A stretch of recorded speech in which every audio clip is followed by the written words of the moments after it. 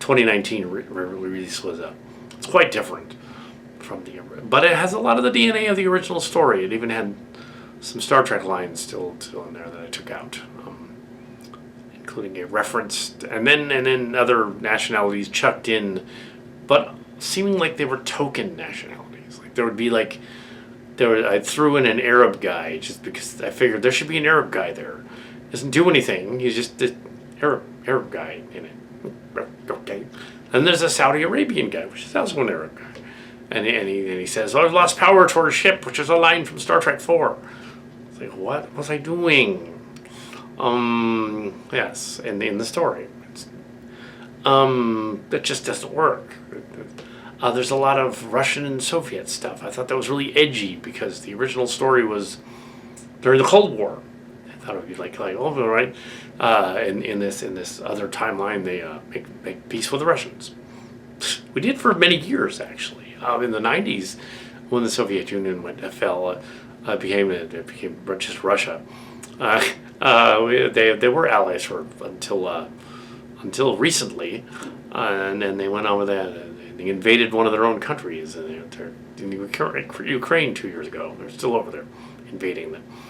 But unfortunately, they left all their weapons in the Ukraine, and the Ukrainians turned around and shot back at them. So it's kind of like the story, actually. It's weird. It's like, yeah, just leave weapons like that. Yeah, what's going on with them currently is a little bit like this, and it's a coincidence. It's like the story's not predicting anything. It's a coincidence. You have your bad guys on the inside doing things, and the other and they're destroying themselves from inside because they're so regimented in their ant-like colony thing that they don't realize what they're doing is going to destroy themselves. They could take over, and stuff, but they just don't know how to maintain that. They just, for the royalty of the colony or whatever, in the space. Now the Totemus are a race of velociraptor-like guys that are extremely male-oriented and a patriarchy. And they're a bit like the Morlocks from the Orville, because Seth MacFarlane read this story online. And no, he didn't really. He just thought it would be funny to character make lizard people like that. So it's similar though, and so they have. Eventually, they're defeated by females of their own tribe that come back and fight them. Yes. And this one, it's kind of a microcosm of that. There's good guy and bad guy aliens and stuff. So there's the Letamok, or the matriarchy in it. They're controlled by a queen, and they have hold over the Cohnirri, who they helped bring to they've been uplifted by an alien group race called the Dotal. Didn't know it was called uplifting back then, but that's what it's called. And they were uplifted to humanoid brain power and chips and everything, as well as the Sahara, the cat people, the Decrimus. So are the various other races. They don't seem to be any dog people. That's Starcrackers, the Techites. And we threw in some of these characters in the other one, so yeah, they're in there. Yeah, now there's plenty of Asians around there. People totally offended at that idea. No, not in this version, not at all. So we've got and it was probably also just copying like Marvel and DC and back in the day, and Flash Gordon, because they would have characters, and Star Trek as well. They would have Klingons that have Chinese names like Chang and Kang and Koloth, and they would have over in Marvel they would have Kang the Conqueror, who was an Asian guy. They would have the Mandarin, who was an Asian guy originally. They would have, and I didn't get that it was offensive when I was younger, because I went to college and learned, oh, that's offensive. Oh, okay. Yeah, don't do that. Or they, yeah. In the later versions of Ming the Merciless, they made him green, so he's like an alien creature. That's probably what I was thinking with the Totibus too, making him green. You could just do that. You could just paint some Playmates figures green and say, "Oh, these are them." You just do that. If you want to be real cheap, haha. But yes, probably want to try a little better. Paint them green. But yeah, the only character that wasn't offensive that made sense in the Marvel or early Marvel stuff was the Black Panther, who they had named after the Black Panthers, and put him out there, and he was fighting crime and stuff. That was actually cool. But yeah, the other ones. Oh well, they also reinvented. Did they do? I think they reappropriated Blue Beetle. I don't think he was in. Yeah, they changed that up in DC. It wasn't originally a Latin. They just decided to do that in that version, just to be edgy. It doesn't really work. In that movie, comedian guy cracking jokes, dirty swear word jokes in Spanish. And it's funny, but yeah, it's not really appropriate. But straight, yeah. So it's weird that politically correct family values and all that were originally a Democrat thing, but the Republicans stole it 20 years ago and running with it, even though they're not responsible fiscally and they're not family values at all. They just think they are. Weird. And yeah, so the story kind of looks at that too. The space military in it is kind of flaky, and I know you're gonna think, oh, Netflix is the Space Forces. He's just ripping that off. Never seen an episode of Netflix's Space Force. But the guy Steve Carroll, I've never seen it, so it couldn't be. The storybook was written in 2019, based on something from 1984 and then 1993. So I don't think it's even remotely similar to that. If anything, Trump administration ripped off this story. They read it and they're like, yeah, in the 2018, 2019 period, they read it. They're like, yeah, Space Force, that's a good idea. Yeah, it's as ludicrous and silly as in the story. So that's canon. It's funny. Yeah, they didn't realize that. Yeah, there is a Space Force. They have a song and everything. But yeah, I'm thinking that this story takes place in this story. It takes place on the planet that sent that bioship to the future. In that episode of Starship Locations Destinations, was it? Yeah, Destinations season. The Destinations finale movie did Distant Destinies, sort of a sequel / prequel / weird space. They found a bioship thing. They found a generation ship, which will eventually be the generation ship from Star Trek Discovery that has Tau on it. So it's connected to Star Trek Discovery. They find the ship. This would be the planet where the ship came from. This universe and this other Earth and this Cohnirri space and all that. This would be where that ship came from. It's a Cohnirri ship. So, yeah. So, in fact, they even reference the ship in the story. They reference it's called the Majestic. It's described as asteroidal in the story, but in the episode it was the bioship from the Robotech Sentinels crossover thing we did. Transtech Sentinels crossover. That's because that's the model we had and we used it. Just used footage from the Sentinel story that was left over. And we did film some new footage of the model. Just put it in there.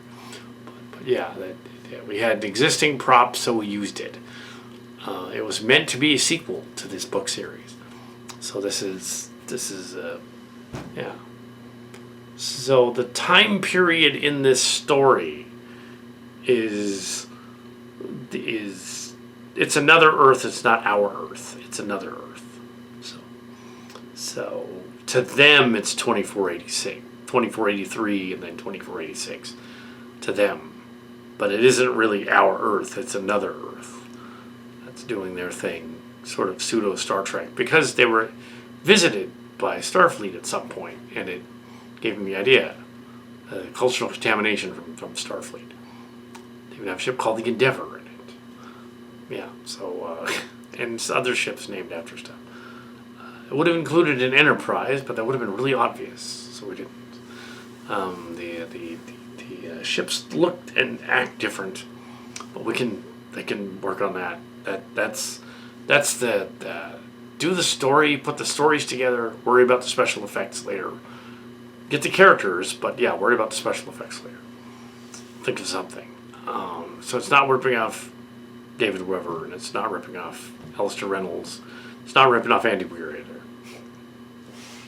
But no, it really isn't. The Mars story is about a space-mad admiral, and the commander of the first officer of the base has to escape from him, basically. It has nothing to do with that. If anything, it's more like Interstellar. And no, it was before Interstellar. The story was... The Mars attack story thing goes back to the 90s. So... And you could actually go back and look at that 91 version. It's in there. And the rogues attacking the Dotal ship, that's also from the 90s version, and updated in this one. The Cat Planet kind of is also from that version, but it was updated a little bit. How they do their thing, near as I can tell in the story, how they're able to defeat like massive fleets, the Goya warrior spirit, but also they just are on their technology. They're on their level. They can fight them. They're on their level. They're not an insurmountable alien force. And also, what's cool about it is that the alien main bad guy, the last two episodes of the season, is about 90 minutes. So it's about 45 to 50 minutes each. 90 minutes. And they attack Earth. The bad guys go to Earth and attack it. Usually in these sci-fi movies, you either have a super invasion of Earth thing, and they just defeat everybody, and it's like an invasion Earth scenario, silly thing, or a young adult story or something like that. And this one, no, they try to invade Earth, but it doesn't work because they're at the same level as the humans are. The humans are just like, wait a minute, these alien ships are coming down and they're attacking and they're shooting at us. Oh, get out the guns. They just blow them out of the sky. Because they would. Because they sit there. It's just kind of silly about some of these alien movies where the parasitic weird aliens are just like destructive, and why wouldn't the humans just like kill them? Because they're ruthless. Like they implied early on in the story when they said we're forbidden, or Cohnirri are forbidden to go to Earth, and the Letamach are too, because they're forbidden to go to Earth because Earth is dangerous and hostile. And even though Earth is technically near the center of their fallen galactic empire, which is funny, even though it's kind of the blighted urban center in that general vicinity, which the center of the old empire was like Centaurus and Vega, basically. So, and then you have Cohnirri down below, and you have the Planet Dol stuff in Orion area, and you have the Cohnirri down in the Pavonis area, and so you have the this like 60, 80 light year circle around everything, 100 light years around that area. And this other Earth planet that's not really Earth, it's just similar to Earth. So they have a colony, and it makes sense in the story. It's like, if it's not really our Earth, it's a reflection of Earth. Like those classic Star Trek episodes when they'd go to a parallel Earth and find a parallel planet. And it still fits with that Distant Destiny story from over a year ago. Not quite 2 years ago. Over a year ago. Where they went to... They found a ship with a dead crew, and the androids were running the ship, and they had to go pretend to be the androids' friends to activate the computer. That's right. That's right. Aligns with this. So they were basically like Coolidge synths on the ship, in the bioship thing, running around. That's kind of cool. But of course they were Star Trek line. And Mahoney and the crew go over to the ship in the other story. Not in this one. So there isn't a scene where they go, oh, the Federation's decided to make first contact with you. There isn't a scene like that in here. If there was, it would be at the end of the first book, and then it'll all be different. Probably not going to do that. Probably not going to do book 2 and book 3. That would be another 11 episodes each, and another 11 episodes and another. Probably not going to do that. That's just too much. I mean, yeah. So like I was saying, unless it's like, oh, this is the best thing you've ever done. Do more. And it's going viral. You got to do more of these. Yeah. Well, you'll be disappointed with book 4 and 5 and 6, but yeah. Yeah. So I don't want to overdo it. It's cool the way it is. It's fine. And yeah. And just to make up for the weird stuff with the other characters, a character named Maitan Mearson is in there. So there's a Korean lady in there. Yeah, who's a doctor on the ship. So it isn't too weird. Yun Sol was originally a Korean name from a singer. I didn't know that when I wrote the story. I don't think she was when the story was done. I think it was new. But yeah. Oh yeah, there was another one too. Altasik, the Dotal Letamak bug ant guy commander dude. He actually, that name is actually term also for Altasik. The Alt-Isik is a computer Trojan virus apparently from 5 or 6 years ago. I wouldn't have known that either. So who knew? I'm not talking about the Trojan virus. It's just an alien.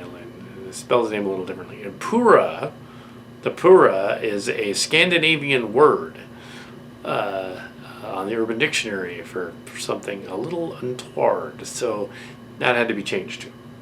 Yeah, at least the spelling. Now it's Pura. It sounds more Klingon. Pura.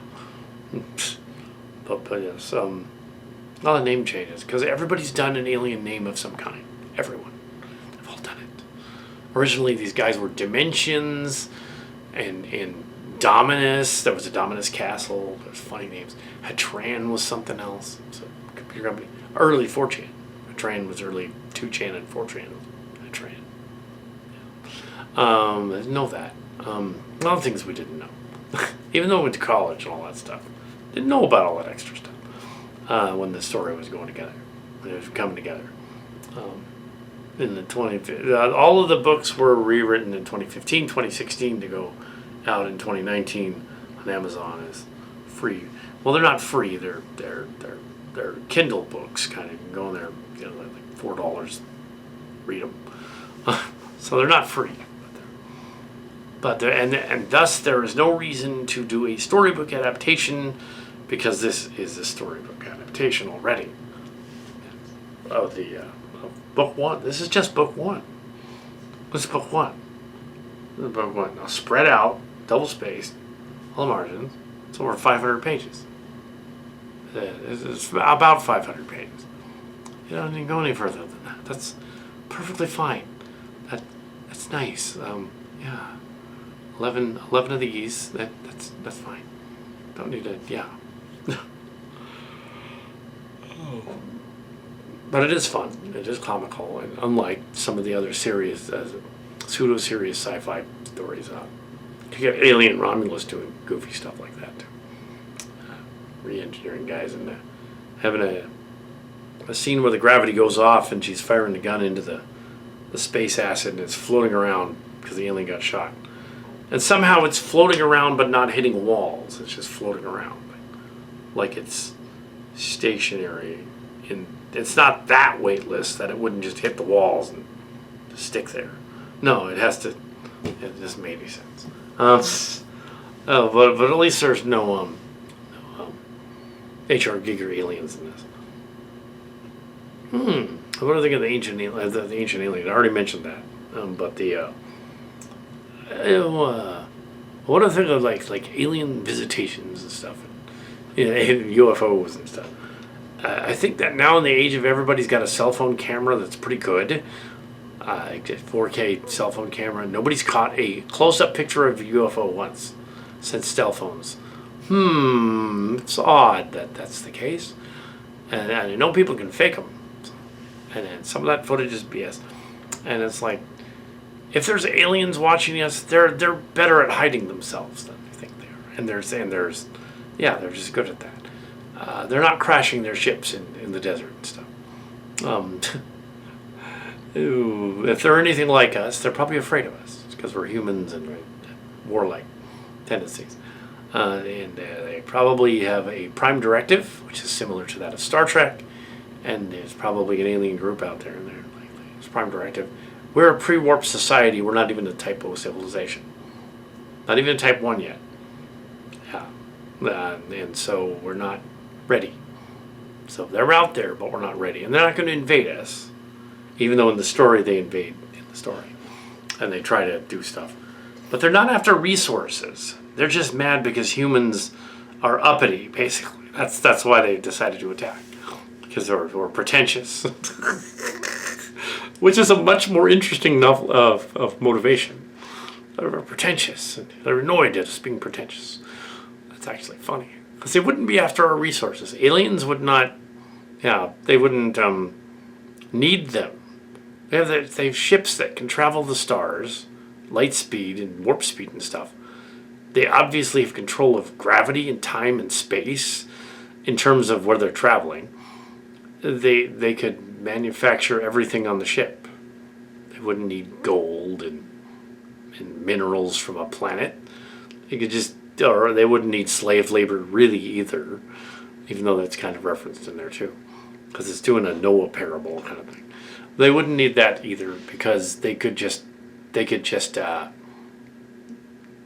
manufacture that. They wouldn't need. They could build robot people and do that. Do whatever they want. They don't need the resources of humanity. The only reason they would do it is because they get their kicks off of doing it. Yeah, so in this TV series V, they wanted the water, even though they could just go to some of the moons of Jupiter and Saturn and just take water there from ice, then leave, and they wouldn't need to go to Earth at all and bother us. They go wherever they want. It made sense. Yeah. And they found out what the WOW signal was. It was a hydrogen cloud beacon thing.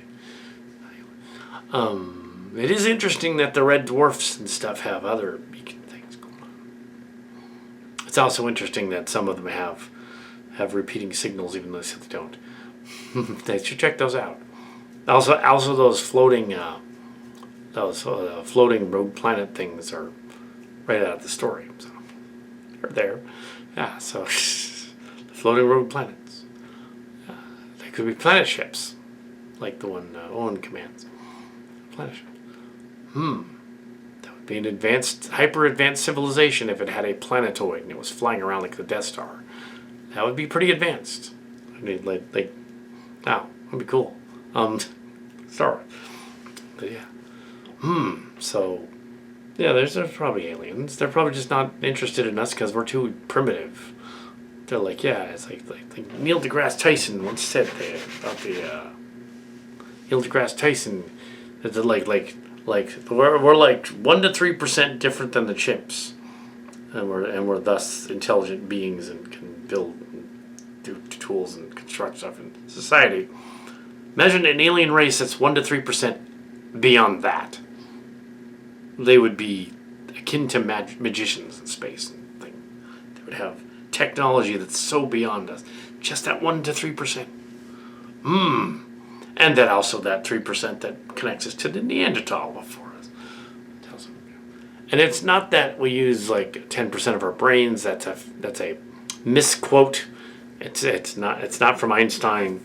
He was kind of joking about the misquote later on, and they didn't get it. Kind of like Schrodinger's cat, same thing. They didn't really do that to a cat. It's a misquote. It's a physics joke. Physicists are weird. and the silly Trek version of Schrodinger's cat, we have the silly Trek version in which well, it's like the Pandora's box with the cat in it. So basically, the cat gets out. There's a third option. The cat gets out and shreds the scientist. And then it's that silly Trek. But yes, so in this version, you have that too. You have that. Yeah, there's a lot of. It's very comic booky, but that's fine. It's kind of goofy, but that's fine. We're not pretentious about it. It's like, yeah, it's supposed to be that. It's supposed to be a little goofy. It's not completely goofy, like jokey, ha-ha goofy. It's more like witty and clever and silly. It's not quite Red Dwarf silly. It's more like, yeah, like I was comparing it to the Goofy Schneider movies and to Battlefield Earth, but only in that the humor they weren't trying for, I was trying for. I don't think anybody would know that. There's some of those lines in there. Originally, Pura is an Icelandic, not Icelandic, but a Frisian, well, not a cuss word, but a not nice word. It's an unpleasant word. So it's kind of funny the aliens called that. Pura. Yeah, that's a Pura. Ooh, okay. You're dirty. You're muddy, filthy, dirty. That's kind of funny. But yes. And Fafala, which also sounds like it's a Dutch word. I don't think it is, though. Valhalla, I kind of say Valhalla, but that's their heaven in Norse heaven. But Favala is probably the other place. No, the other place is hell. It's hell is hell. Same thing. Yeah, it's not changed. Favala. It's like a non-Valhalla, I guess. It's literally non-Valhalla. What? Yeah, so there's space aliens. They're not bug creatures or whatever. They're if they're like us in any way, they're aware of how humans are a mess, and they won't have contact with us. I think they won't contact Earth's leaders if they contact us. They'll contact scientists. They'll contact young people. They'll contact like the nerdy geek culture, because that's the thing they would get. If they beam down to a Comic-Con, they could totally go as aliens and no one would know. So yes. Yeah, so oh, you know, great costume. Yeah. They're floating around. Rectal probe. Yeah, so yeah, they certainly wouldn't contact any current political leaders. No. Yes. Yeah, there's the quirkiness is a bit like the Lindsay Ellis novels too, but those were later. So she's a fan of the Calicut, of course. Yes. But hers is a flash story about a girl who falls in love with a transformer, basically. So there you go. Yeah, The Girl Who Loves Powerglide, the trilogy. Yeah, kind of like that, but not as smalchy. Yeah, but mine is not about that. Mine is there's hardly any mention of a triangle in that one. So Nat Grade is not Japanese, but it is in the sense that they defeat the bad guys. So definitely like the Japanese stuff. It's in there. The cat guy whips out a sickle knife and he's like running around with it. What? One time they have a katana at one point. One of the Serentis guys has a katana. It's like, whoa, this is cool. Use it to like hack people's heads off.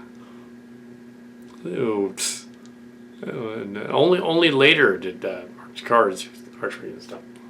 It wasn't included in these stories. Maybe it comes out in a later one. But the samurai wouldn't necessarily use their sword if they could shoot you with the arrow first.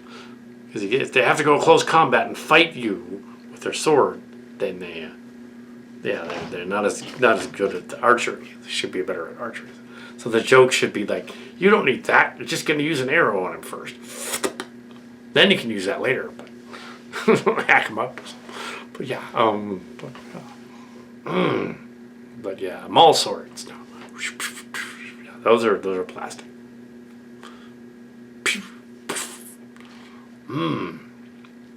Yes, we like the Japanese animation culture stuff and all that. It's clearly part of the story. Is definitely influenced heavily by giant ship with incredible crew that rises in the ranks to become captains of the fleet and defeat the bad guys. Like, okay, yeah. That just gets increasingly weird as it goes along. Book 1 is fine. Season 1, book 1 is fine. You may not want to tackle season 2 and 3. Just saying. Maybe Netflix will cancel it before then. It's not Netflix. Just come on. But yeah. It's pretty funny. It's just surreal. That's cool, man. It's where you go? Go to find maybe about a dozen fake bug dudes, a dozen mantis dudes, a dozen ant dudes, and a dozen velociraptor things dudes. Yeah, and some greys as well. So that's quite a few toys, but if we can find them cheap. Aha! Said to be in the movie. Yeah, bug people, yeah. And they actually talk, unlike the ones in the other two. Ender's Game and Starship Troopers. Unlike in those movies, they actually talk. They just talk. They have translators. There's a joke in there about this in one of the scenes where one of the pirate guys, the Holt guy, goes to the planet and he's like, "How do you understand me?" Says to the alien. He's like, "I have a translator disc right here, you idiot." He like smacks him. "I'm not speaking English. I'm translating your tongue into mine, and you're back and forth." So that's kind of silly. But yes, the bad guys are fortunately, the ineptitude of both bad guy forces in it is not freakishly enough that it's actually like frightening and deadly. There is body count though. I'll tell you. Feature story. Ooh, can we get some of this out before Halloween? Oh yeah, we can get some out before Halloween. It's only the 12th. Yeah, we can get some of this out before Halloween. Sure, at least one of them. Hopefully two. That'd be cool. Yeah. So coming this fall, real quick. Also, we're going to review the Star Trek Lower Decks later on in the month. I think it's in October. Yeah. It starts in October. And other things. So, yeah. We don't have a script for the Carter thing, but we had scripts ready and going for this other thing, so we'll do that instead. And yeah, it's one of those planets from Star Trek. Like a Star Trek planet that's been contaminated by humans coming there and visiting it. And they've developed an Earth-like culture. So that actually makes it make more sense too, because then you can say like, okay, it's one of those classic cultural contamination prime directive things, except we don't actually see a Starfleet ship anywhere in the story. And that's what happened. Yeah. It's one of the planets. It's not Rebel Terra though. It's probably New Terra from that bioship. It's New Terra. Excellent. And I believe that they reference the New Terra ship too. They say that this is from their perspective in that Distant Destiny story, it's after the Dryden in Book 7. From their perspective, it's after Book 7. From their perspective. So... Not saying we have to do all 7 seasons. That would be insane. That would be crazy. No, just one. Just do 1 season. And just that. Because it's not directly connected with that story. It's inspired by that story. There you go. Inspired by.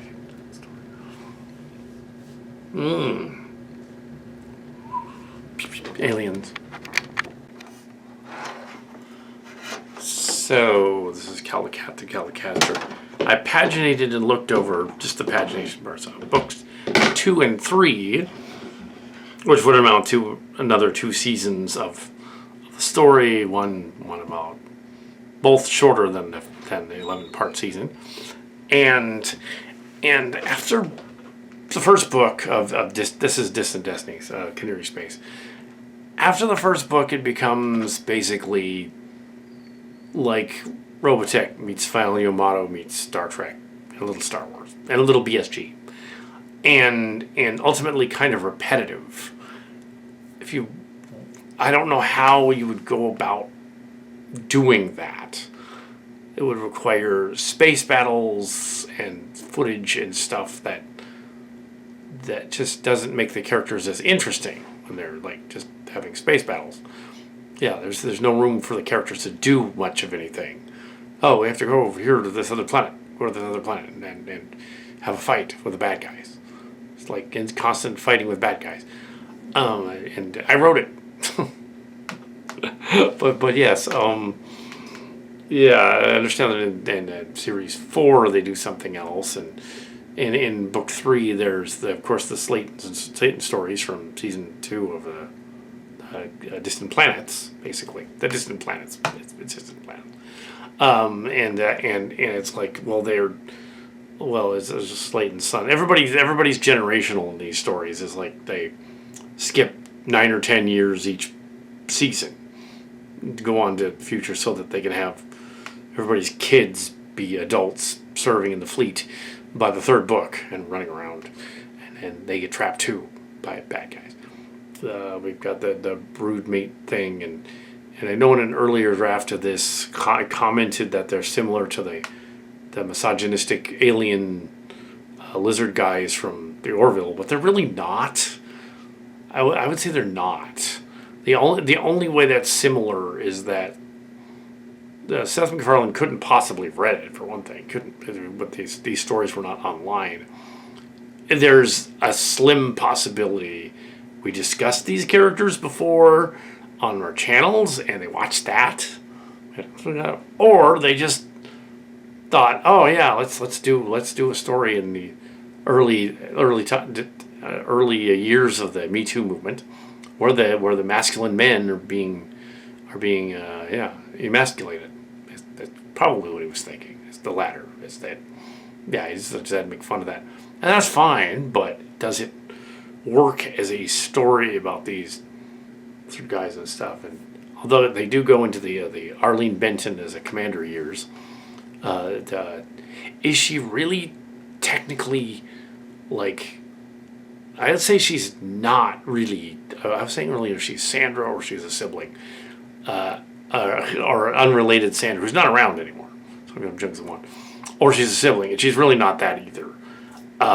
She's not. I don't know whether that would work either, because you're basically doing the gag where Tom Cassins and Arlene Benton and those people that we met in the first season have command ranks, because it's kind of like Robotech and Yamato, and they just have command ranks.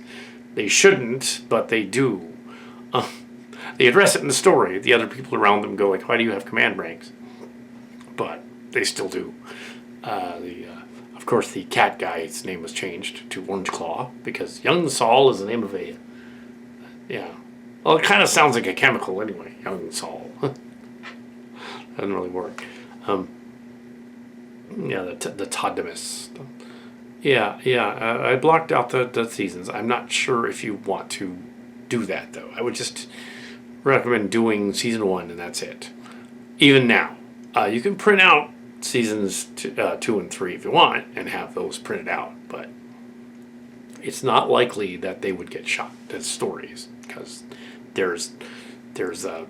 it's basically at that point a point for point epic story of space battles and space opera with just space opera, and queens getting killed off and other queens replacing them, and it's topical, but it's not yeah, it's kind of all over the place. There's so much going on. It's just deep into the lore and stuff.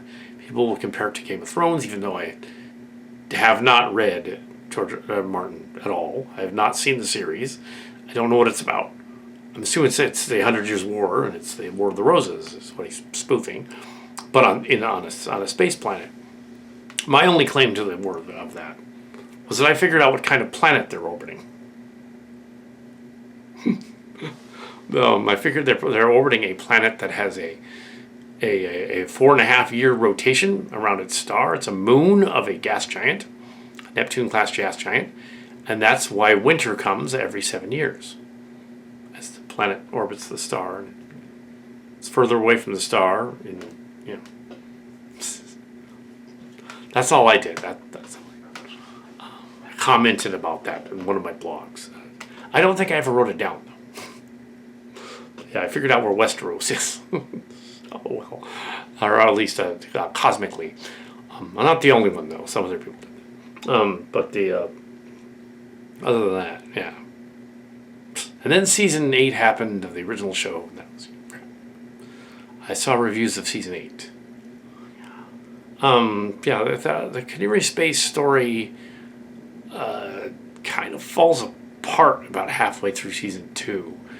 It doesn't fall apart. It just becomes something else. It morphs into this sort of Deep Space Nine / Voyager space battle thing, which is fine. That's what Deep Space Nine did. Then when Benson shows up, it's Voyager, with them beating the Borg basically, because it was written in the 90s originally as distant planets. I'm sure it's not. Doing the whole series would be nuts. You wouldn't do that. You take pieces of the series and make something out of it. Whereas the first book is the good one. The first book is the one that establishes everything, gives us the characters and the aliens and stuff. It doesn't go overboard with what they are. The second book introduces us to the dark gray, the dark gray, but then they're pretty much out of the picture by about a third of the way through, and then the Totemists show up. Then it's about the Totemists for the rest of the thing, all the way through book 3 to the end of book 3. And there are some Totemists mentioned in book 4, but they're kind of out of the picture. They're just sort of in the background. They've been defeated by the females at that point. But yes, so there could be other stories in the series just for fun. You could block them, but yeah, the chances of us actually going along and finishing that are pretty astronomical. It'd be 50 episodes, and it would be a complete series. It does end, but it ends with book 7, and it ends with a scene where originally there was time travel going on and goofy stuff and other things. I see it's been rewritten so that the time travel is only vaguely mentioned. What's going on in the background? They have mother boxes. They have Pandora boxes, which allows them to do stuff like for Owen Cervantes. It used to be Clemens to take over the. They changed it to Cervantes. That sounded funnier. Servant. Yeah. So he has one, and he uses this probability engine box thing to essentially make it possible to take over this fairly empty planet ship that he sees as. Yeah. So later on, there's like goofy time space shenanigans when he meets up with Arnold Benton, the son of Arlene Benton, at some point in the future, the other timeline. The only other auspice would be, okay, how about you bring it to the end of book 6 and stop? Whereas book 6 has a definitive ending. but yeah, I think it would likely get canceled by the middle of book 3, and it wouldn't go any further than that. And everybody would be stuck going, okay, what happened with the Totemis War and all that, the Brood and all that? It canceled. Yeah, there's some. I don't mind the idea of it. I would say that I could mention a series of names and people that inspired Donald Benton, Arlene Benton, Cassins, and all that, but that doesn't make sense now because none of those people are around anymore. So I could throw out names, oh, Amanda Stoner was a little like that. But who's that? You wouldn't know. She's never appeared in an episode of the Calicat Show directly. On location, yes, but the Calicat Show. I think they changed the names around, too, when they aired On Location. They changed the names around. Oh, yeah, will they ever make an On Location Journals of series? No. No, we would not do that because that wouldn't work. Starship Locations is fine. Putting it into sci-fi setting is fine. Putting the fictional adventures or one of these stories in a sci-fi setting, that's fine. But, yeah, doing anything else is just odd. Yeah, so you have lizard ant people and bug people in this, and mantis people and mantis lizards, and although praying mantis technically, if they're hungry and they mate, they will the female will bite the male's head off and kill him, eat him. That's nutrients for the brood. So yes, I'm just but yeah, the Slayton expedition is in there. The capture of the Slayton. That was one of Mark Card's ideas in there. It's in there. That's kind of cool. But it's a condensed version. It's part of book 3. It's a condensed version. I think it's told in just 100 pages. It's not very long in the story. It's one episode basically. A little over one episode. Maybe it's a little over one episode. He did some stories in here. Jumble's World was one of his too. That's later on, season 4.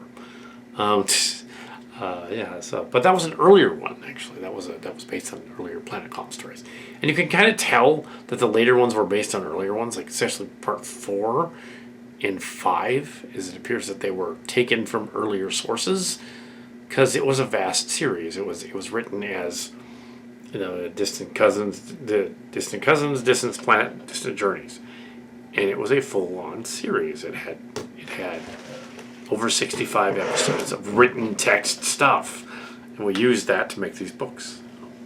Of course, there are very various versions, but when the actual series was running, doing books. Also, sure, if you're gonna do this, do Space Vanguard's book 1 as well. do Starcrackers, why not? The only problem is don't do 2 or 3 because it kind of does the same problem.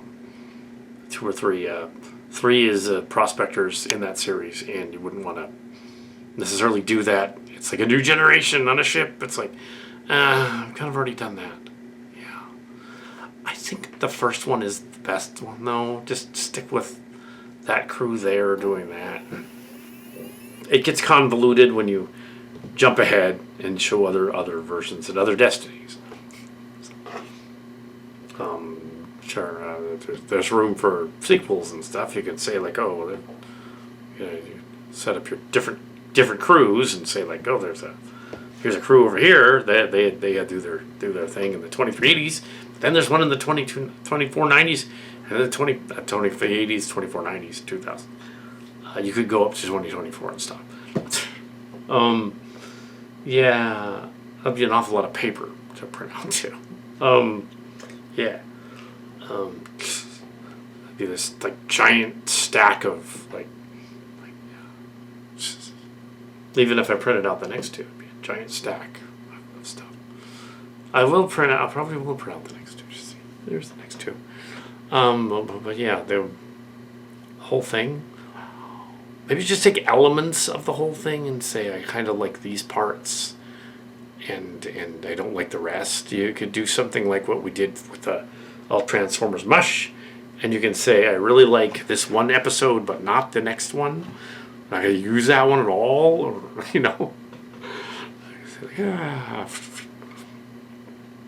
Yeah. So there's all kinds of things you can do without completely crapping the bed with the story. So you have,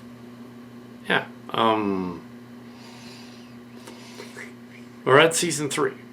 Got up to season 3 basically, or halfway through. I could render them all, and then you could decide not to use them or use them for something. Yeah, probably should, just because. Yeah. Yeah. I mean, whatever. Yeah, you could have them there printed, and then say, okay, here's the 3 seasons, and if you want to go on, you may not, and do other ones. And you won't need to do book versions of them again, because you already did. Go on the website and say, oh, Cohnirri Space, now a YouTube series. It's now a YouTube series. Yeah. Yeah. So that's all. For now, I guess. Season 2. Season 3. Yeah. Another 8 episodes and another 8 episodes. Yeah.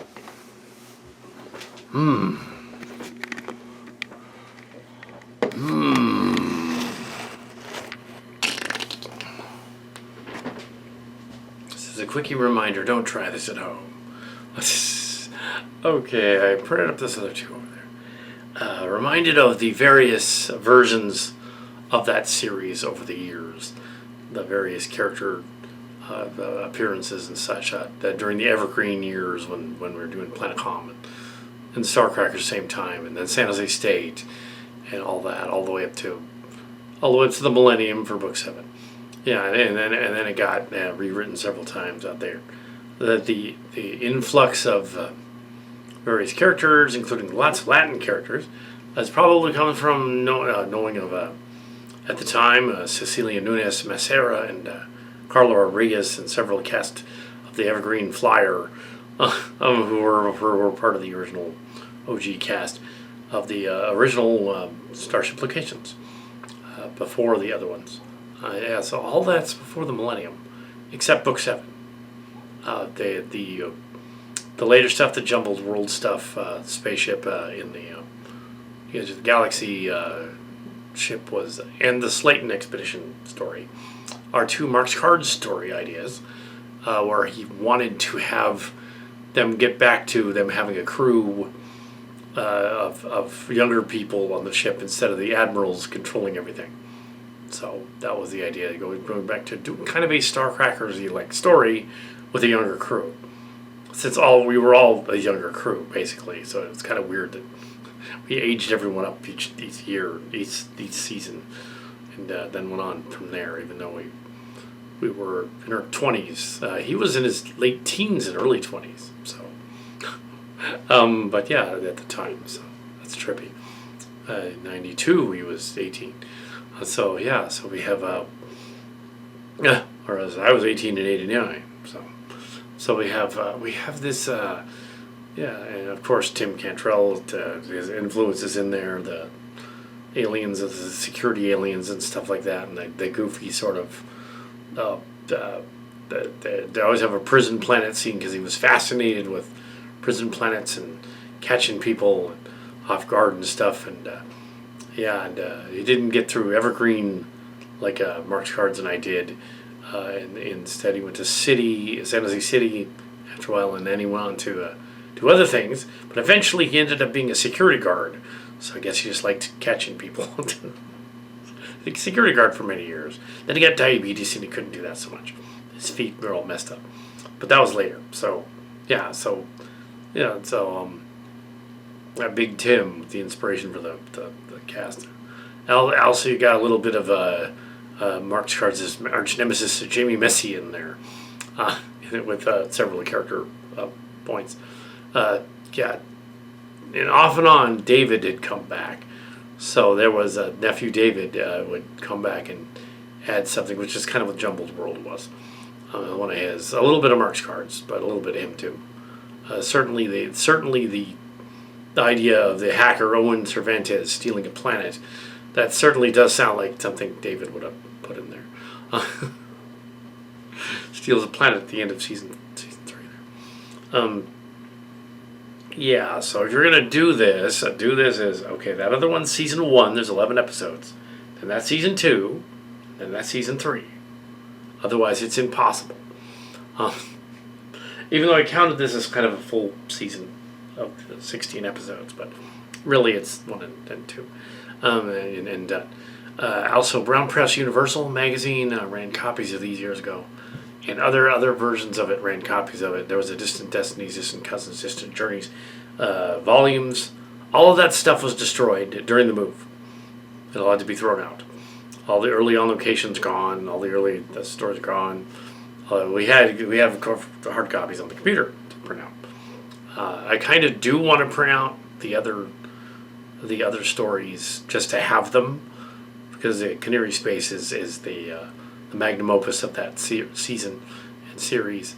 Don't necessarily need to redo the Marshall Sportius or the other stuff like that, but just this. Yeah. Not sure about the Starcrackers, Space Vanguards.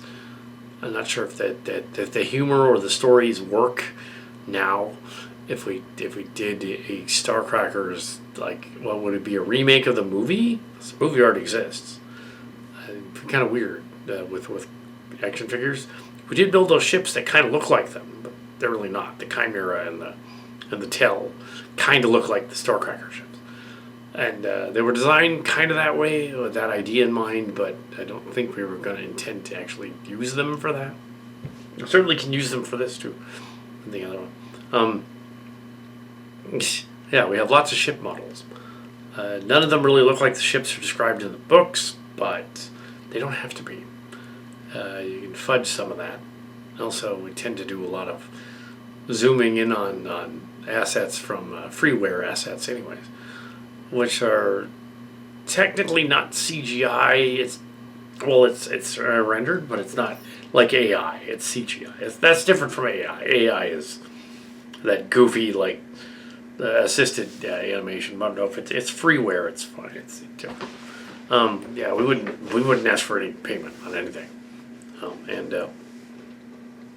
Yeah, and the later stuff is more of a space opera with space battles going on and them defeat the bad guys and stuff. It's ludicrous, but it's ludicrous the other way too.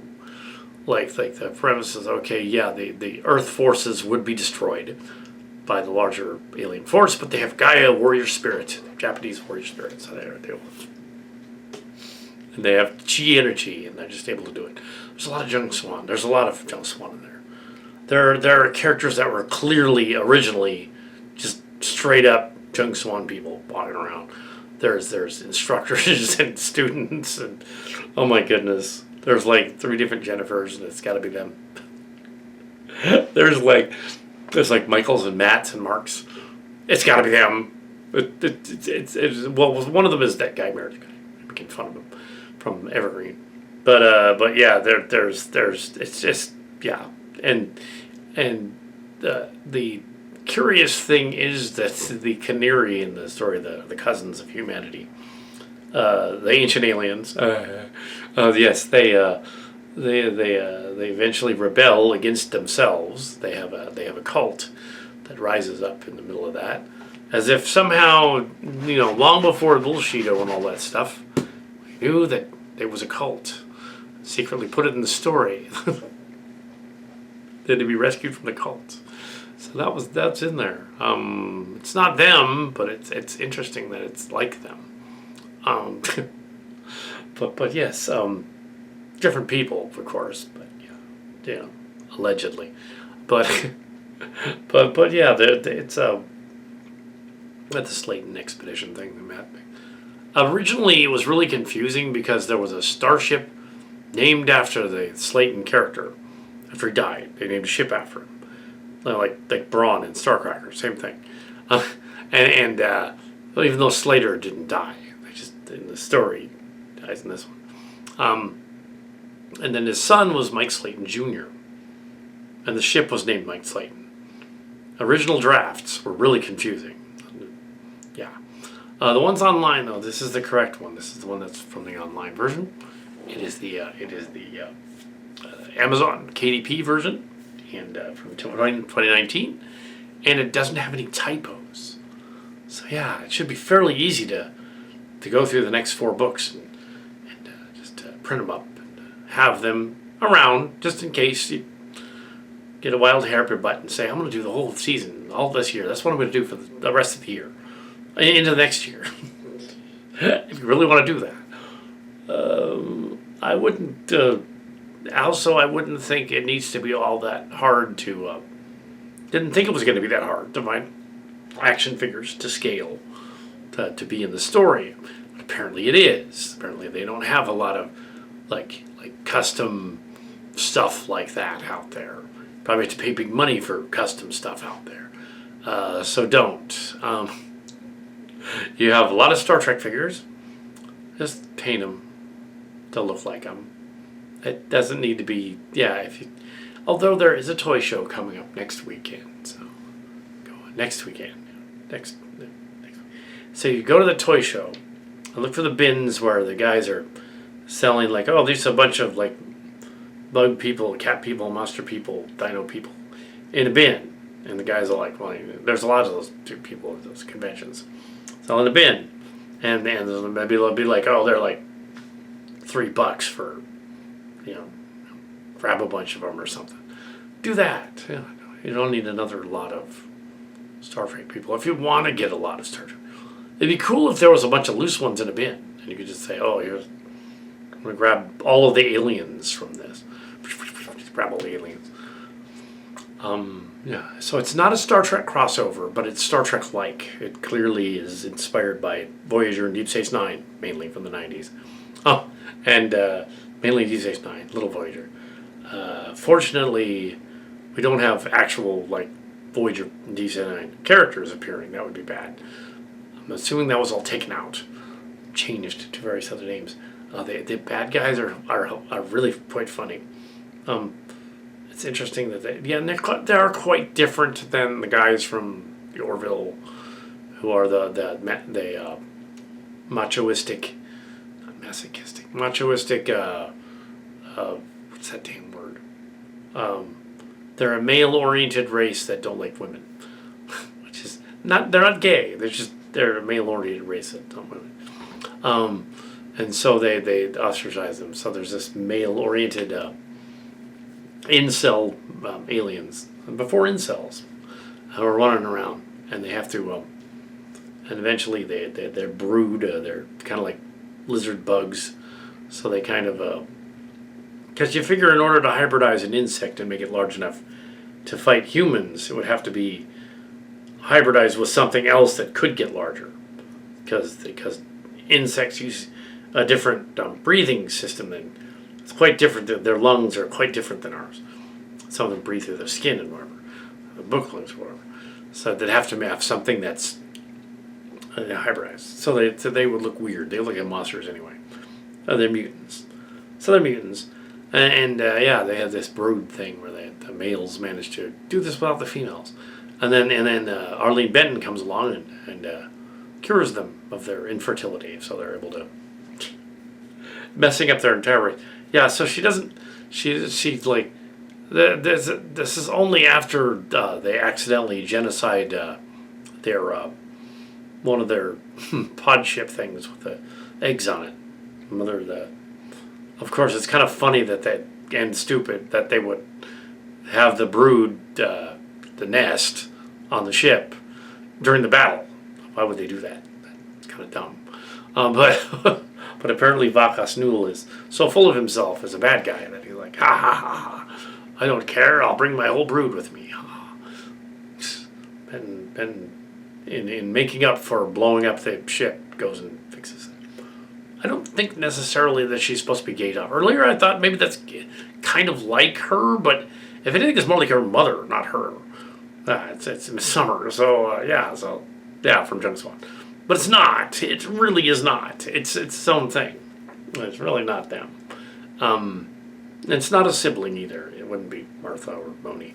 It's just this character that's a strong female character that commands stuff. I picture it as being shorter and petite and stuff. And then I look back at the premise in there, and there was an extremely short blonde girl called Don Palema that was John's prom date, Mark Scart's prom date. Who was in the cast? Maybe it's her. He said, I don't think she would have the tenacity. She wasn't very quiet. She wasn't outgoing. Now this would be somebody with tenacity, but there have been many comic book characters out, but it's not from Robotech. It's kind of her own thing. This is Cervantes brothers are just versions of various other characters. If anything, the James Cervantes is either like a Ferengi, like Quark, or he's Alan Kakanami from Evergreen, and a Ferengi. Okay, but sure, when he was younger in the story.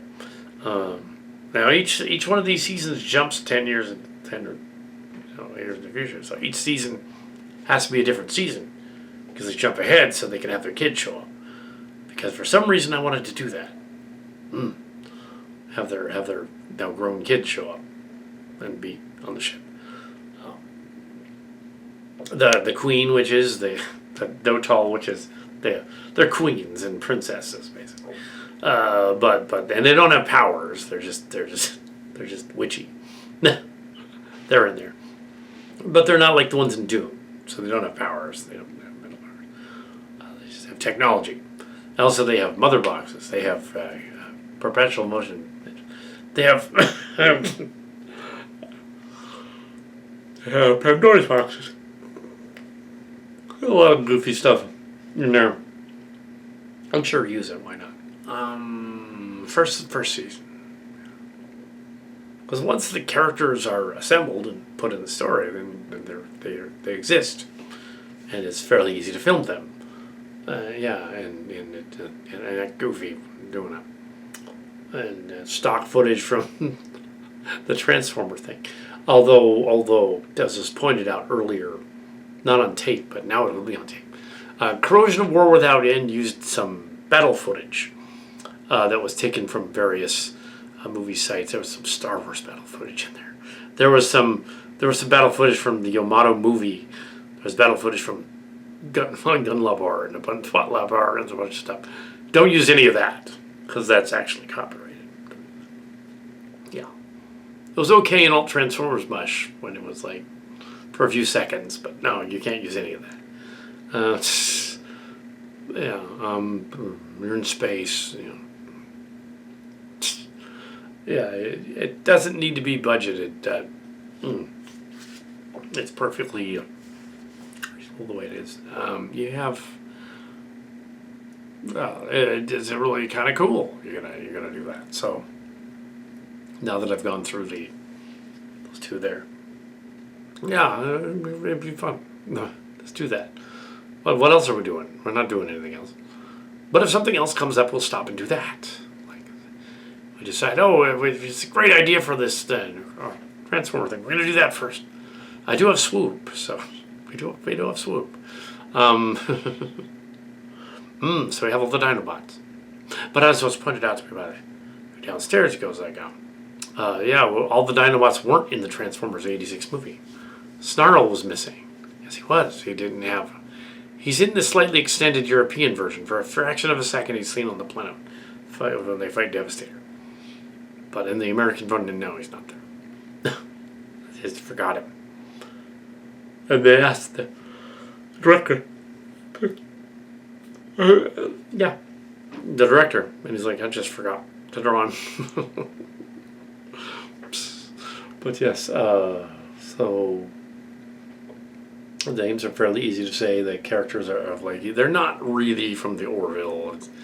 It's just this interesting coincidence. I'm sure McFarlane was thinking along the same lines. Wouldn't it be funny because he's operating from the 2000s, whereas the character of the Totemus, the lizard bug ant lizard things or mantis lizard ones, they're earlier and they're from the 90s. It's all before the millennium. All this stuff is before the millennium, and you can kind of tell. Even the stuff that's supposed to be 2503 is still before the millennium. You can kind of tell it's not. It's earlier. Yeah, you can tell that 9/11 hasn't happened yet and all that other stuff. The cultural zeitgeist hadn't happened yet. Even when they go back to book 4, they jump back earlier to an earlier thing and they explore a little bit of that strange jumbled world, jumbled ship story in book 4. So I'll do that. If we get up to those other seasons, we'll do those too. But yeah, so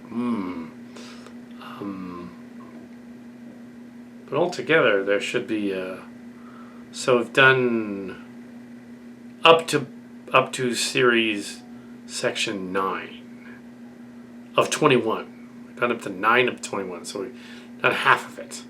Believe it or not, that's just half of it. This is a brief quickie update on Cohnirri Space. I was able to find the trick in Word today, and that allows you to paginate the paragraphs. But before we were clicking it manually, like paragraph, there actually is a trick to it, and there were 3 the paragraphs. It was doing it manually, and the 3 different versions of it that were set online were wrong. It was actually in a different section of Word where you can easily switch the paragraphs. The newer version of it, they moved it around. So I was able to actually complete the second half of the storybooks for the rest of the seasons online on the computer. They're not printed yet. Instead of printing the remainder of the series, at this point, what I want to do tomorrow is print just novel 1 of Starcrackers, and just season 1. That's it, and because that's the only season there would be anyway, and see what happens. If you never do anything with it, that's fine. But I wanted a hard copy of that again because that was something that was lost in the move, and I want it back so I can look at it. So we have that one. I can print these other 50 other 25 chapters, but it would be like a couple of reams of paper to do that. It'd be a lot. They're about 60 pages each. So that'd be a lot of paper. There's I looked it over. I skimmed through the series, and yeah, it's a lot of fun. It has a lot of ship stories, a lot of bottle shows, a lot of a generational story of children and grandchildren going on to command ships and taking off into space. And all of it was done officially by 2000. April 2000 was when that last one was written. The other versions that came out later, that were rewritten in 2015 for publication in 2019. They were done later, but really it doesn't have. You can tell from the story that 9/11 hadn't happened yet. You can tell it's not even in there. There were mentions of the regime change thing. That's mentioned as one or 2 lines in there. But at that point, it would have been referencing the Kuwait War. It would have been 91 that he's referencing regime change. Yeah, it would have been that. It wouldn't have been Gulf War II, which lasted longer. Yeah, and the eugenics war. Well, technically, Star Trek was not off. They were just off on what they called things, because technically you could say that in Star Trek, at least in terms of that the 20 some odd years of the second Gulf War were considered World War III, but it was just fought in the Middle East instead of all over the planet. And also, that's when Khan Singh should have been. Yeah. Instead of the 1990s, it was the 2000s, early 2000s. And also, the pandemic in 2020, not 2019, 2020, 2021, the eugenics. There it is. But in our version of the world, it didn't happen the same way. No, it's completely different. But it's just interesting that they're similar. There was no World War III, and there won't be, because the factions involved in that would be stupid to do that. There won't be. But in Next Generation, they said World War III is actually later, the post-atomic horror of 2050 or whatever. Not there yet. Now, they have to make up their minds when they wanted to have certain events happen. Yeah. How do you feel about Next Generation? It's going to be I figured it was still on the air in 1996, and then the world, those are events didn't happen. Anyway, so yeah, but this Destiny's it's up.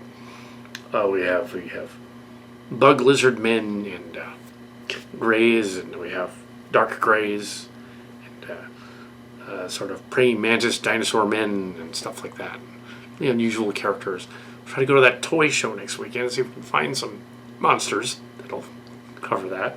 But they didn't specifically make these kind of figures, and we can't physically make them. I mean, we could, but clay mannequins, that'd be it. But clay, no, I'm not going to do that. Probably we'll be stuck with painting Star Trek figures to look like some of the aliens, which is fine. Sure, why not? Especially if they're loose and grubby. Yeah, I'm sure some of the fans complained, "Oh, you took your Star Trek figures; they were collectible and painted them and stuff." Yeah. Some people probably like they did about the Skyfires, but it's like, no, we got them. We got them already thrashed, and we painted them. No, they were thrashed. They were heavily played with, so they weren't brand new. Some of them were newer. Oh, well. And I just read about the Space Jesus part in the final act there, final 2 acts. Yeah, and it's not that bad. It's not. It's up for interpretation whether that actually is like literally Space Jesus or whether it's an alien that has the probability engine thing and it's just taking it from their mind of Anderson to help them get out of the bad guy attacking them. You can also interpret it that way. You can say like, oh, it's just an alien that's trying to stop the other alien. A force of good instead of a force of evil. Or God exists in that universe. Higher life forms, higher than them. Of course, Arthur C. Clarke years ago said, any sufficient science of race would be indistinguishable from magic. So it might appear like they're gods. Maybe a cube or something. So the Anderson character, is she an alien? Yes, she's supposed to be an alien. Half alien. She's one of the hybrids. Not related to Jung Swan Anderson. That's interesting that she's kind of two Jung Swan people from back in the day. She's Wu and somebody else. Oh, what the? It's a Jung Swan person, but it's also the old choir director from years ago. It's Brady. It was probably a little bit of the inspiration for Benton as well. At least the later one. She seems to be an inspiration for several characters. So there's a bunch of nods in there. Then it jumps into some characters that have Indian sounding names, but they're nice. They're not offensive. And I'm assuming that there's some of the Jung Swan people that were Indians back in the day, and some of the church people. That's cool. Yeah. So, Indians from India. Yeah, there's aliens and hybrids and things. Yeah, and space critters, and the Anderson story is in there. But actually, the contribution to Distant Journeys that my sister Martha had was only one episode. Really, she did the one where Anderson goes to the gray planet. That's just that episode. That's the one. That's just this one. They go to the gray planet. That's all. She wrote that one. And there's a joke about anal probes in there and stuff. Not in this version. It got cut out. But yeah, I think she gave up on all the sci-fi stuff and now does only political stuff. And it's not interesting. She doesn't do that anymore. But most of the Revelation thing was inspired by Lisa and Sheldon when they were visiting when Lisa was pregnant, 8 months pregnant with Amanda, and her daughter, who's now an adult and married and has kids. So, but yeah, in 2000, April 2000, they were adding the additions in the dormers, and little niece Lisa, who's my age. She's about 11 months younger. Robert, my brother, half brother, is 77 now. So yeah, so there's this. So there's Lisa and David, and Lisa is the older sister of David. David is 24 months younger, and they're the oldest niece and nephew, and they're rarely seen anymore. But they have, but we won't go into the politics of that. But yeah, needless to say that she did inspire the last 2 episodes of that. Really, it looks like she didn't write them, but she definitely inspired them. So, yeah, I read other pieces from the Book of Revelation, fighting demon aliens. Yeah, that'd be something she'd do. Yeah, so that's cool. Yeah. Lisa in the credits. The revelations, the final revelations, 1, 2, and 3, the finale of the series, and really the retcon version that would have been later. In 2019, there was a retcon version. It really wouldn't have worked.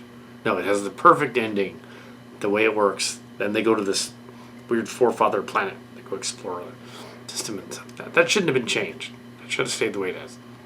The series ends. The book ends in a good way. I don't know how you would do all 7 books. It would be insane, just because there's 7 of them. But first 2 seasons, 3 seasons is fine. Again, even after going all the way through this, it's like yeah. I don't know. It would get repetitive, but it would also be difficult. And it could be pulled off, but do you want to spend a year doing it? I don't know if you want to do that. But yeah, the we have so far is fine. Even just the first series, the first season, it's fine. It says what it is. It's in danger of being repetitive and repeating itself, doing other things over and over again. Although the books are good, the adventures are good. There's a lot of similar characters doing similar things. You know, groups of rogues and groups of traitors and groups of heroes, and they're all doing things, and they're kind of similar on similar ships. And eventually, a lot of it became Starship locations. A lot of it bled into Chimera and Starship locations. A lot of those characters, clearly the rogue ones, became Nick Locarno and those kind of guys. And it's like, yeah, kind of did. and the Holy Cat in them.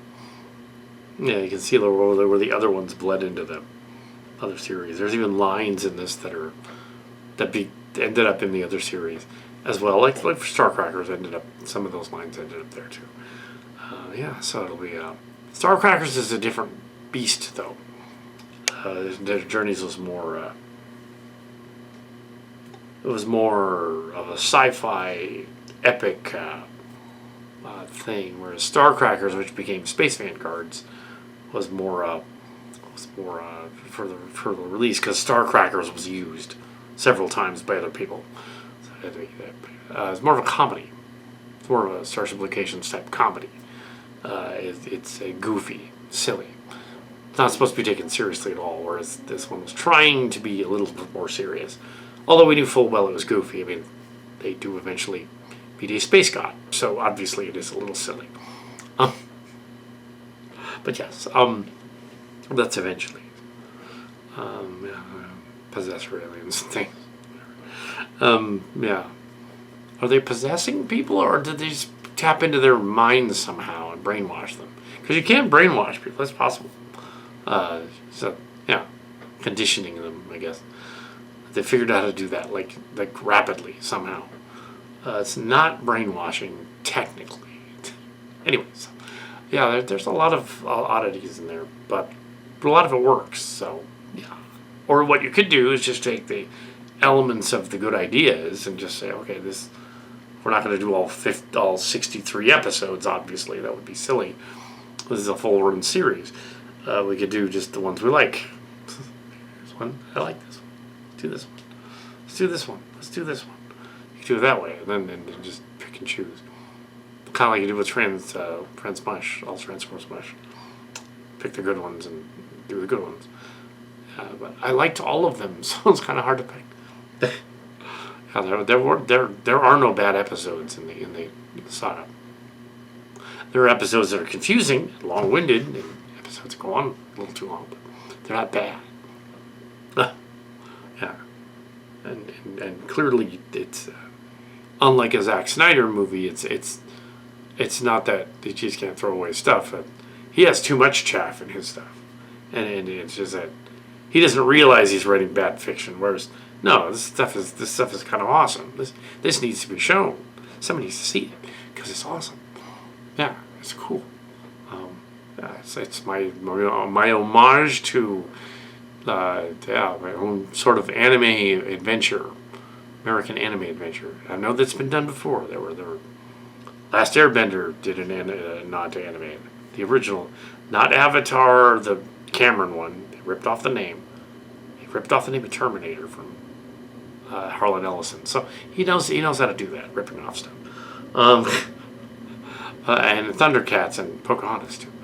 But no, Avatar: Last Airbender was a cartoon series before it was a very, very cheesy movie that didn't work.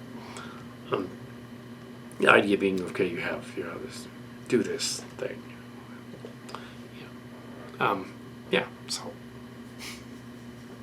it's fine. It's absolutely fine. There's it's good. Yeah. Sci-fi thing, and it's similar in that it's an American company doing something that's like anime. That's the only similarity. It's like it's not anime. It's clearly it would be a white guy doing anime. It would be a little odd, but yeah, it's an homage to that kind of stuff. Not so much Robotech as the Robotech space opera that it is, but more Final Motto, Star Blazers. There's a little Robotech in it. There's a little bit. There's a little Transformers in it. There is. But not directly. They don't directly reference. Oh, the Transformers planet. They don't really go to the Transformers. They go to a planet that has Transformer-like creatures, but in the final episode. In one of the final episodes. Go to a planet. But yeah. References space plagues and stuff. Okay, fine. Yeah, so it's not a magnum opus. I guess it kind of is, but yeah, fan film series in the tradition of these other ones. Starship Locations has the rights to it, so we get to do whatever they want. But that's us, of course. But yeah, I was pointing that out to another author at the church, Mr. Reed, who also gets calls from fake people saying they're gonna totally market the book and make a movie out of it and whatever. And he's got a couple of Mennonite books, a very niche, like sci-fi books, are very niche. I can't imagine other people in Pennsylvania Dutch and Mennonites. Other people that wouldn't want to read it really so much, but those that are, that know of that's interesting. A movie, it's not going to work. There already was one called Witness back in the day with Harrison Ford. Of course, I think those were Amish, but that's similar. The Mennonites are a spin-off, kind of a spin-off offshoot of them. Anyway, yeah. And they're also kind of like the Ottomans because they have they make furniture. It's interesting. Anyway, but yes, in a sense, but they're Pennsylvania Dutch. These are Germans. But yes, so yeah, it's niche. Like I knew the first Distant Destinies book didn't sell at Author House, and nobody was interested. I knew Grandma's book sold a little bit. Grandma's book sold a little bit. It sold a little bit. It had a. I think the full sale at Author House for that book, Belsington Ferd, was maybe 100 copies, somewhere around that, 150 something. So it sold, yeah. Cohnirri, the Distant Destinies originally didn't sell that many, maybe 30. And yeah, it didn't break even. So it was never any series. So I know that when somebody calls up and says, "Oh, your book can be a series," they're lying. No. Because yeah, if any self-publisher person calls or sends a letter or something, usually they call and says they're going to promise something, but you got to pay them money. That's not how to do it. That isn't how to do it. No. That's silly. The only time that would work is the New York Times bestseller list or other bestseller lists that's similar purchase. If you are wealthy enough anyway, you can pay the New York Times bestseller list in advance to promote your story and say that it's awesome and it's a bestseller for weeks. And then they'll turn around and say, yeah, it's a bestseller for weeks. It isn't. It's that you bought 1,000 copies of it and you paid for the copies. So you're stuck with 1,000 copies if you didn't sell. So there is a way to do that. There's a back door at that place. It's been that way for 20 years, a little over 20 years. That's how you can get like random yahoos who appear as like show hosts on newscasts, and they get to publish a book and it gets on the bestseller list. It's because they paid them. They went to the station, and the rich guy paid the bestseller list off. Said, here, I want to do like the O'Reilly books. Also, Martin Dugard was the real author of that. Nobody was reading those books. Come on. One was called Killing Jesus. O'Reilly paid like for 10,000 copies to be on the bestseller list for several weeks. It wasn't really on the bestseller list. You could tell because the early YouTube, nobody was reviewing it. Nobody was reviewing it. You can look up Bill O'Reilly's book, Killing Jesus. He did a bunch of these killing books with Martin Dugard. You can actually look it up in history books of YouTube. How many people reviewed Killing Jesus by Bill O'Reilly? There are a few dozen, and one of them is Calcat.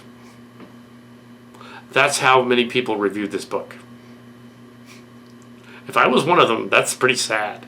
That means like, oh, this guy Bill Peters, just to be ironic. He's one of the reviewers of this book. Book club thing. It comes up, oh, he's a book, they reviewed book. I'm not even famous as a critic or a reviewer. I'm just like a YouTube channel that back then had thousands of subscribers, but now has hundreds because of the YouTube algorithm chewing up all of the other people. And it's hardly noticed anymore. But yeah, it has over 1,000 videos that are up there. Now that would make sense that they would see it, but in the algorithm. But back then there were only hundreds of videos. Jesus review, and some of these spammers noticed this. They're like, oh, this guy's got a lot of videos on his channel. But yeah, it's like, yeah. Anyway, so that's an example of what they do. We're not doing that here.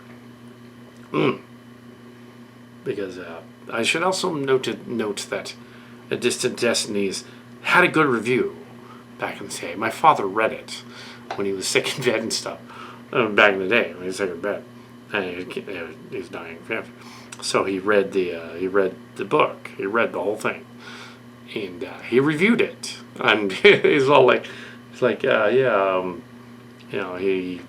said back in the day, you don't know engineering and math and all that stuff, but this is your calling. You know how to edit and put together a book, a space book, science fiction. That's what you should do. Write science fiction books. Not only that, go back to San Jose State, 2000s there. Become your own editor. Become your agent. You don't need an agent. Be the agent. That's a great idea. So that's what I did. Editing classes, journalism classes. Yeah, so I don't have an agent license. I don't need one to license myself. Yeah, so. My mother never thought that I was very good at teaching, like Word and stuff, but that's just because Microsoft Word is annoying. It's the program. It's a mess. That's why. I'm pretty good at teaching English. There was the ESL class I was teaching English lesson. Pretty good at that. Yeah, pretty good at that. I just don't know whether the ESL students actually understand me or not. Oh no. But yeah, that's back. Yeah, so fortunately Chuck Roselli was here to figure it out. He wasn't in the book. Back in the day. He should have been somewhere in there. But no, I didn't put everybody in the story. There were clearly some people in there. I think the name Cassins is from somebody that used to go to the church during the time of Grandma Knapp. He's an older guy, Cassins. Wasn't Tom Cassins. I think he was something else. Yeah, that's where that's from.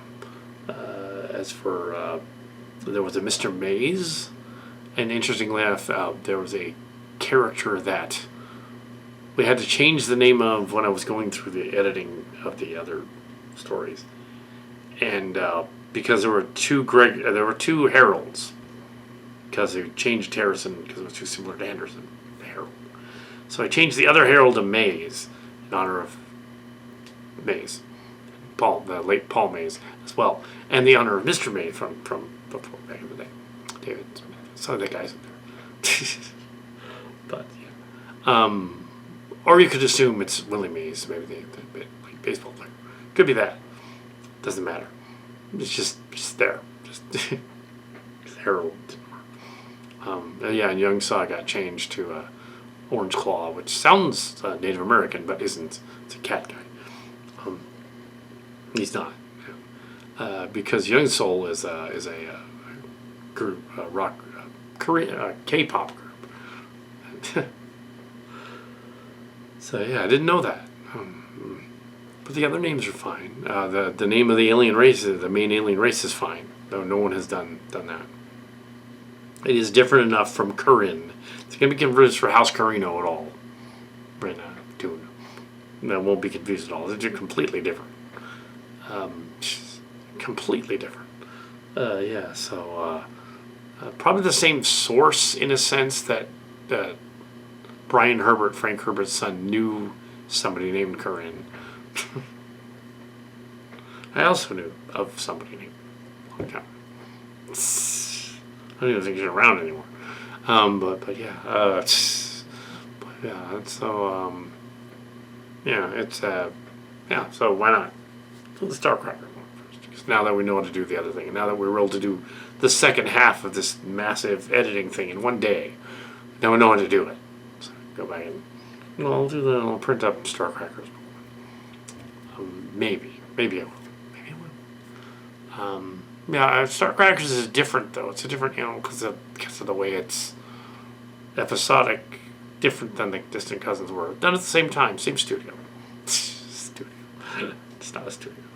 But yeah, there was a writing room though. There was. The Starship locations back then, the Silly Trek group would meet and discuss their stories, and then I write them down. And there was a prolific period of the 90s where we cranked out 7 full-length novels. Yeah, and then all the way up till 2000. And in addition, 2 others in the other series. Damn. Now we do it even more so. The fan film movies. Now we're at the level where we can actually we could take on a 7-book series easily. Well, not easily, but certainly could. Yeah. So we'll see. Yeah, we'll see how difficult one season is, though. I think that. Print them out, but yeah. Because it might be really, really a chore, and I don't want to make it a chore. I want to make it fun. It might get redundant. I know there's a lot of space admirals. They get promoted. They become space captain in the last episode. Now they're space admirals. They keep jumping 10 years every book. Starcrackers only jumped 1 year between book 1 and 2, I think. 1 or 2 years. But then book 3 it jumped further. Yeah, and then it was rejiggered so that it was earlier. Rejiggered. That's a whole word. Yeah, so yeah, Prospectors it didn't work out so well. It was fine. Third Starcrackers, but it wasn't. Yeah. And yeah, Starcrackers is what the fan film. It does exist. There's a fan film. We're not trying to remake that necessarily. This would be a cartoon version, which would kind of be a remake, but reimagining.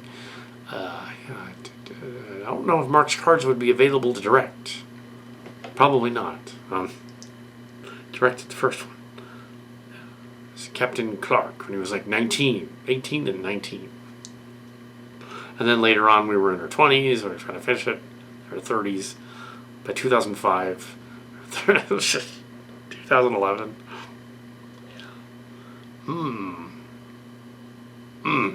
So, cousins, distant destinies, Cohnirri space, a word that is no one has stolen yet. Okay, this is a Cohnirri space update. We did the Star Trek Crackers thing, well, the Space Vanguards thing, and now I printed up. These are the title pages of all of them, but these are books. These are book 4 and 5, 6 and 7. We're not doing 6 and 7 yet. We're out of paper and printer money and all that stuff for the rest of the month. So we're out of that. Don't have that for the rest of the month. So we can't print the other two. Maybe we don't want to. Maybe just 4 or 5 sitting in the can for a while is fine. There's no rush to do the other books. Yeah. So yeah. So we have basically, before I get some dinner on the set, there's really nothing happening right now. There's like, yeah. Just because mainly book 4 is some of that jumbled world stuff continuing. Some of those characters getting older and doing their thing, and it's kind of more of the same generational thing. Yeah, there's some, yeah, and some of the aliens are mentioned in the names and stuff. I thought, well, I could mention that, but there's a lot. It's just yeah, there's a lot of this generational thing. It's goofy. I also want to consult Mark's Cards, who was involved in consulting on it more than co-author. I know they put co-author on the thing, but he didn't do all that much too. I mean, he helped with it, but didn't all that much. Also, the premise of the story being, like looking back on it now, it's still just as good as it was then. It's if not better than most current TV scripts. I haven't seen much, but the other TV scripts. But yeah, it's clearly not anything close to The Expanse or anything like that. It's not close to other sci-fi things. It's more like it's unintentionally goofy in parts. It's not supposed to be ancient aliens things and space gods and demigods and things. Star Trek-like. It's mostly like an anime Star Trek thing, which they had a little bit of back in the day. Yeah, it's a space opera, definitely. More like a soap opera than a space opera. Except for the first book setting up the world, and the second and third book kind of continuing the world, but decades later for each one, going a few decades later. It's very confusing. You can print the other books to read them, but I think at this point there's no point in doing seasons 2, 3, 4, and 5 anyway. So yeah, if you want to, that's fine, but just to have them in the gallery, that's fine. Have them, because the originals were lost. So having printout of them is good. But you're out of paper, you're out of printing, so stop. Yeah, for the month. Otherwise, we'll be out of everything. You won't be able to go to the toy show later. So they want to budget that. Also, yeah, and the whole, the story works very well for a novel series that was put out years ago. Some of the criticisms of my early works were like, okay, there's too much dialogue, and there isn't enough description. I find that these stories hold a good balance of those two. Starcrackers was mostly dialogue. This one has a nice balance of the two. You can tell it was rewritten a little later to polish it up, but from earlier. But there's elements of earlier stuff in there. You kind of tell that some of it's shaky, some of the dialogue is. But yeah, it's not great. It's not Clark or Asimov or anything like that. It's more closer to some of the lesser ones. None of the female writers really though. Like Shara and Carrie and Diane Carey was an author. There's a bunch of other people. There's a lady author from Star Trek days. No relation to them. And there's other people that it's similar to. It's similar to the pocket Star Trek book writers like Weinstein. No relation to Weinstein, and some other people. David Mack and that kind of guy over there at Pocket. Never wrote for Pocket. Never did anything like that. These were all self-published. on the thing, and having printouts of them is kind of cool because I can see what they were and what I did, and I still like them. They're still good, so that's good. You could take, I think probably what you want to do with this thing, because it's so big, is you probably just want to take elements of it and go through it like you did All Transformers Mush, which was also big, and say, okay, I like this particular beat in this story, the plot that's going on here, and I'll use that for something, and then go on to use another one for something. Starcrackers is more episodic, and it's more geared toward, okay, you have to go to specific places and encounter specific aliens and do this and that. Things happen to people more than things are for people. Maybe that was one of the conceits. But that is a common script writing thing. I think these stories were more like a script than they were like a novel. It was like a TV script kind of thing. I was trying to copy very well the format of Jack McKinney's Robotech novels. Copied the idea of that very well. And some of the critics of those have not actually read those books. I don't know. It certainly isn't Alan Dean Foster. No, not really. But it does have that quirkiness and that sort of, okay, the dialogue is easy. The dialogue is straightforward. There's people doing things in the universe, and they're going forward, and that's fine. That's perfectly fine, perfectly salvageable. So we have there's so far we've run out of ink and money, so no more for the rest of the month, and it's the middle of the month now, so not that far off. If you really want to print the other two books, but you won't be getting to making those other two books for quite some time. But I suggest you do Starcrackers Book 1, Cohnirri Space Book 1, and then see what happens. Which is what I said initially. But now that I've read them, gone through them, don't bother with Starcrackers Book 2 or 3. You can if you really want to, but the re-engineered Prospectors wasn't that great. So yeah, just have your story connect in ways that are feasible, workable. Sure, it's well done. If you take it as a writing script, and to say current novel writing style, it's very similar to that, because the attention spans are very quick.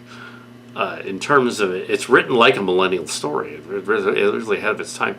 It's topical, but it doesn't make any specific topical references. It doesn't. It's the future, so it doesn't reference anybody now. It references people that kind of are now.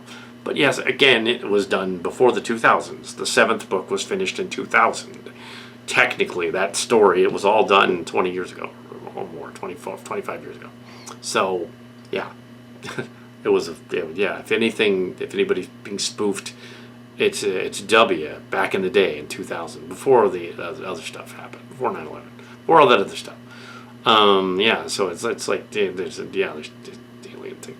Some of it's confusing in book 7. Book 5, 6, and 7 have confusing parts where there's interdimensional travel, goofy stuff going on. We have to find Owen Cervantes again and go into this limbo place and whatever. But if you treat it like it's kind of pseudo Star Trek, okay, they're in sort of we've done that pocket universe thing. If you kind of treat it like a pseudo Star Trek, it kind of works. It's Cohnirri Space. It's certainly can print out the other books later. There's no rush to do any of them. I don't want to make it look like there's a rush. There isn't. You have to actually like budget and put together what kind of figures you're going to have. You're probably just going to paint some of your Playmates guys again. That's probably what you're going to do, because we don't want to spend a lot on new ones, because they didn't really make them that much. But now we have the technology and the will. It's what's kind of amazing about these distant cousin stories, as they were Cohnirri Space stories and the Starcrackers ones in the 90s. I was incredibly prolific in the 90s to the 2000s. Between 91 and 2000, there are literally thousands of pages of stuff. And this is just 2 series of Starcrackers with Mark's cards, which on. And this one, Distant Destinies, and Distant Cousins, Distant Journeys, and all that. With consultants, such as some siblings and some nieces that were consulting. They did not write it. They were just consulting. They were there. And some other characters from the flyer. And that they really didn't write it. They just consulted.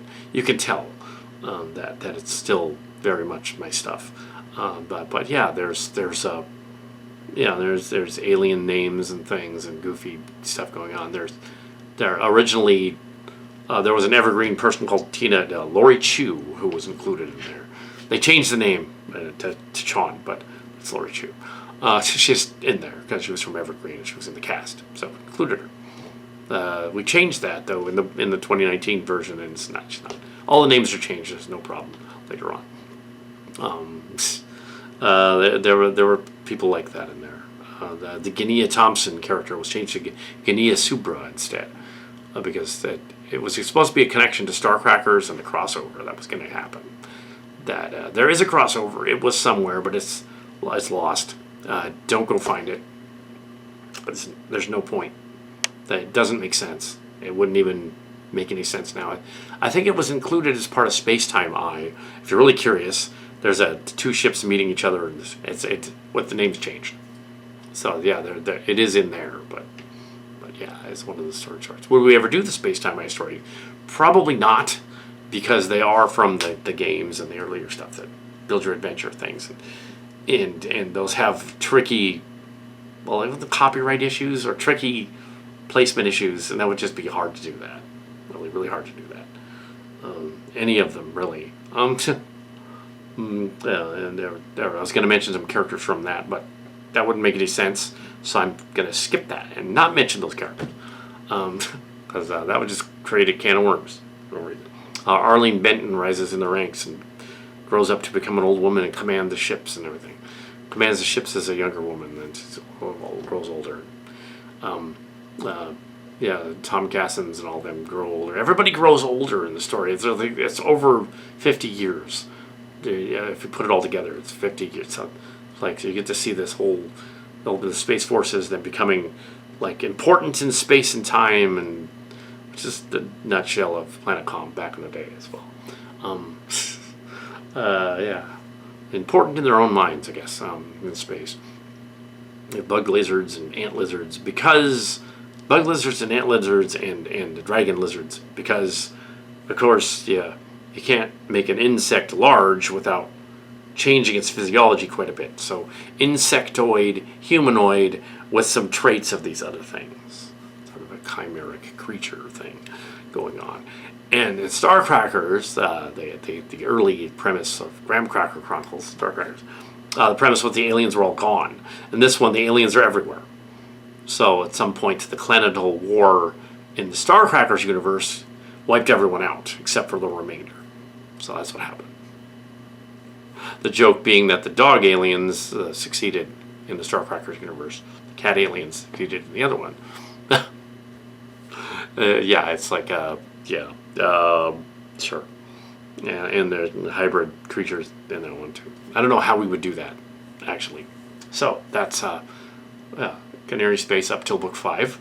And that's my review of that. Behind the scenes of the scripts coming together stuff, which you can add to the book 5. And next month you can do more of it. Well, we'll see what's going on. We'll see what's actually feasible, because we're trucking on ahead and probably shouldn't be, because there's, might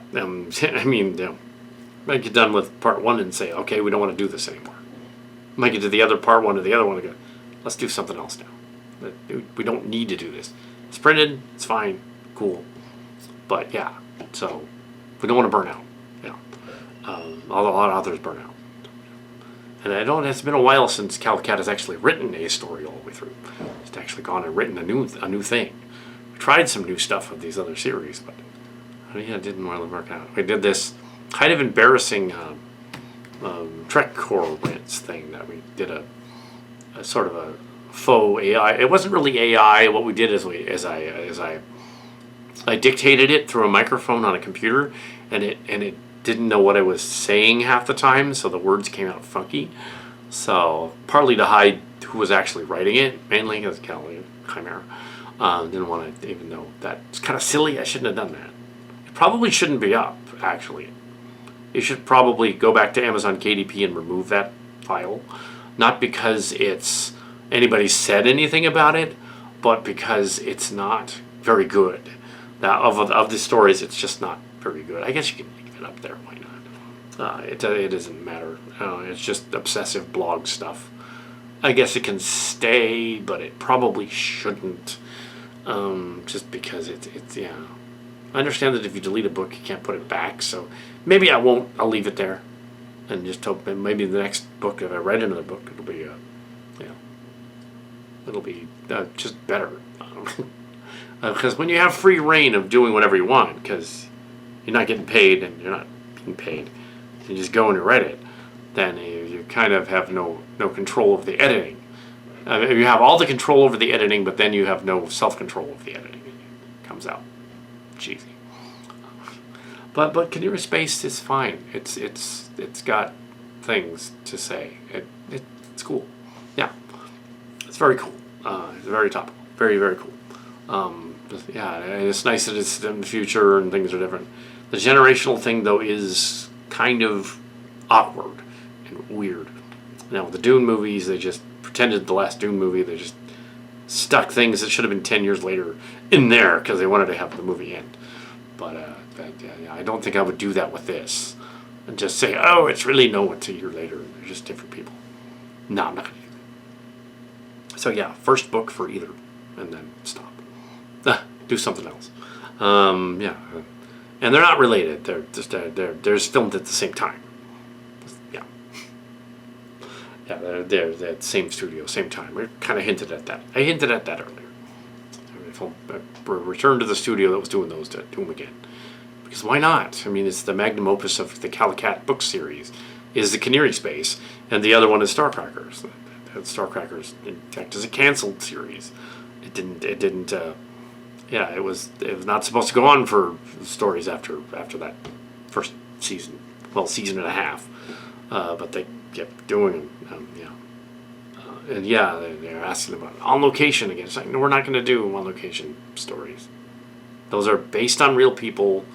And you can just go read their KDP ones where the names are changed. I just don't want to go there. No. Make it sci-fi and aliens, and that's fine. Just that's fine. Anyway, so that's my my take on all that. Yeah. So, Cohnirri Space and Starcrackers, Space Vanguard Space. We had to call it Vanguard Space for this version, for copyright reasons. Somebody else has something, so we just flip the words around, so we won't be confused. That's all. Yeah. We kept the episode names though in Starcrackers. We kept the episode names. They're cool. Will YouTube flag us for the Clean Must Die one? I wouldn't think so, just because it's clearly not a reference to a real queen, and yeah, it's not a reference to the Queen of England who did die several years ago, but a couple of years ago. But it's not a reference to that either, because it's alien. This bad guy alien. It's not a bug. I think she's a dog or something. Dog queen. But yeah, so yeah, there's my take on that. I don't want to really go on more about anything else. Let's just see what's going on in the days ahead. See how far ahead things can get with either of those. Yeah, so production is temporarily on hiatus on later stories, but not on the first season of either. The first season is greenlit, but yeah, on both of those. Well, maybe Mark's Cards might say, no, we're not going to do that. He might say that. We're not going to do Starcracker. He might say that. Probably not, but...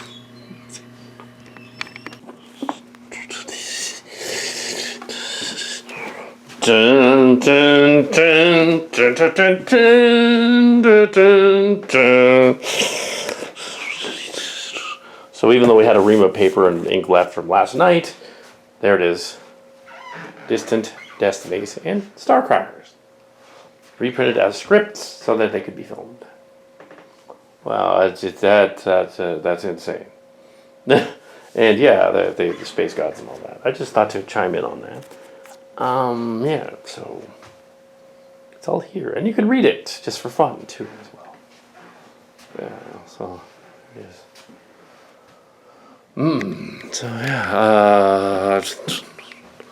So yeah, they're that's the whole thing. That's 4 and 5 finished. 4 and 5 are finished. Hold on a second. The video is getting all weird. Just trying to set it up here. Okay.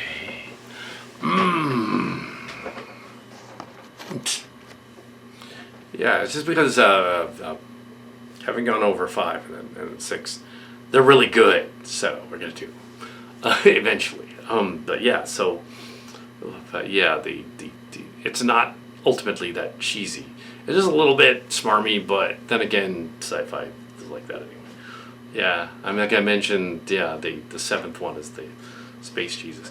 The 6th one is more about like space-time possessor things, messing with the universe and stuff like that, and different dimensions and things, and trying really hard not to be time travel because it was done during that period in the 90s when everything was time travel. There was a whole Starcracker season that was time travel. There was the Distant Cousins one that was time travel. But we dumped both of those. And so when these were rewritten in 2015, 2016, that was taken out. And it's just, so this was actually longer than 7 stories, turns out, originally. A lot of the rejected stories disappeared, but some of them ended up in Space Time High. That's their own thing. We're not doing that series. But then we keep saying we're not and then do it. There's a lot of references to the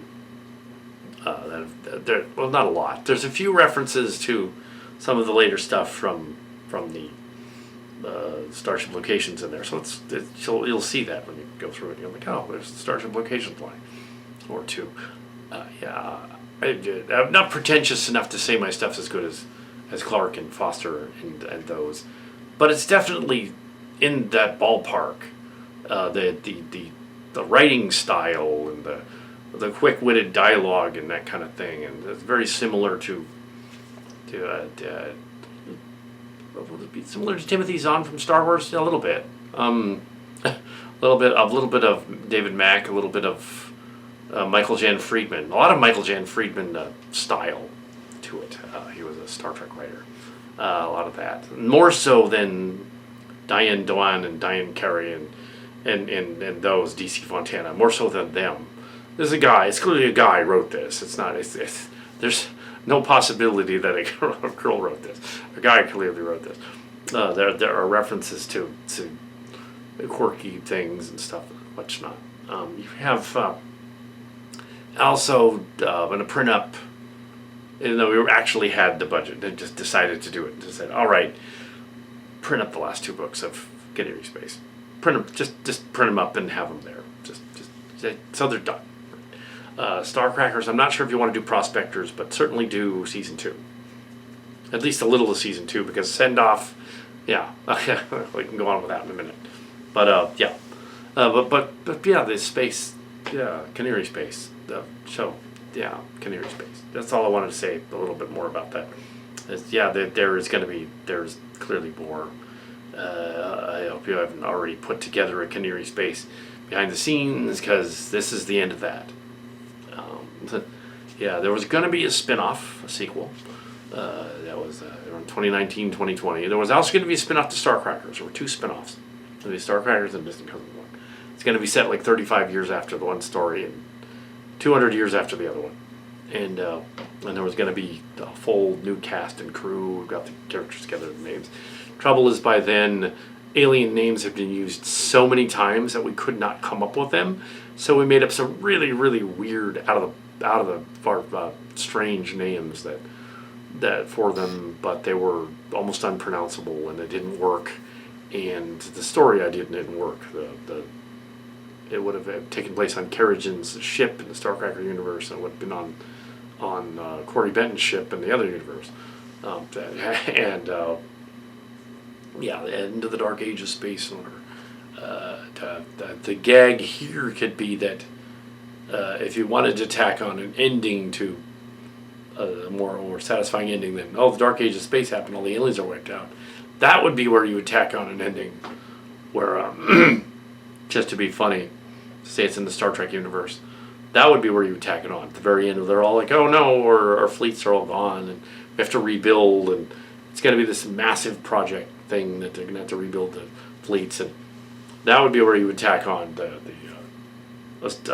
space warp happens, warp drive ship appears. It's the Chimera at sea under Captain Dax, who shows up. And it's several years. It's their calendar is kind of similar to the Star Trek calendar, so they show up. And this is just an idea. You probably don't want to do it, and then tie it into Star Trek and say like the whole Cohnirri space was Star Trek the whole time. You just didn't know. They get to the end and they're all like yeah, in our time period it's also the 2530s, like it is in yours, because you're First Federation. You're from that little alien from the original Star Trek. And we visited your bioship in 2405 or so, 2406, and now it's 130 years later. And we decided to come and check up on you after 130 years and see how you evolved. We could help you out.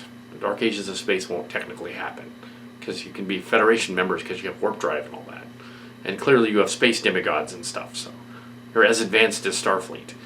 So, cool. In fact, all this stuff you encountered was actually like, okay, these creatures you encountered, they were the Q. The other guys were Antikins and Cele. We call them that. The cats and those.